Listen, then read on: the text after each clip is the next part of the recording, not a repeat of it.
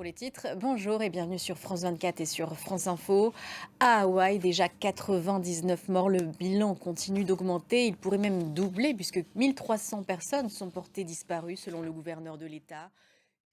Au Niger, alors que les putschistes ont dit dimanche vouloir poursuivre le président Bazoum pour haute trahison en affirmant détenir des preuves suffisantes, le ministre des Affaires étrangères du gouvernement renversé a accordé un entretien à France 24.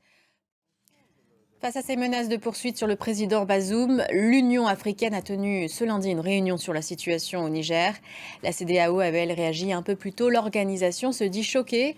Mais à Niamey, les putschistes ont le soutien de certains habitants. Tour d'horizon des réactions avec Héloïse Mélan.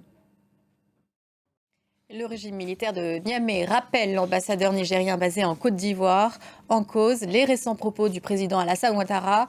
La junte lui reproche son empressement à voir se réaliser une action militaire contre le Niger.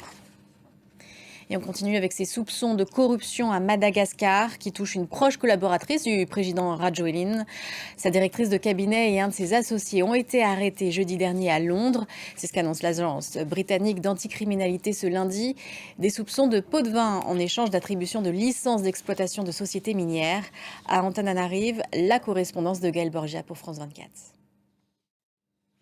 Aux États-Unis, Donald Trump pourrait être de nouveau inquiété par la justice. La justice géorgienne a émis 10 chefs d'inculpation dans un dossier portant sur l'élection présidentielle de 2020.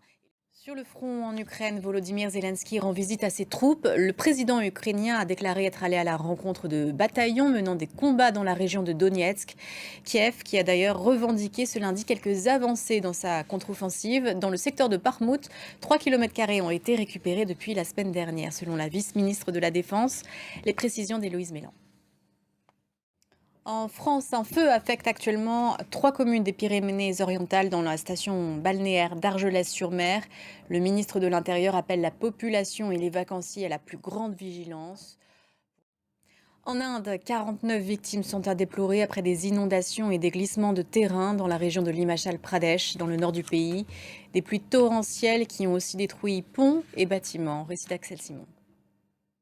En Amérique du Sud, le lac Titicaca s'assèche. Il n'est qu'à 25 cm de son plus bas niveau historique et devrait encore baisser selon les experts à cause de la sécheresse et de la canicule. La Bolivie craint maintenant qu'une famine ne touche les populations côtières. Kevin Battista. Et c'est la fin de ce journal. Merci de l'avoir suivi. On se retrouve dans une quinzaine de minutes.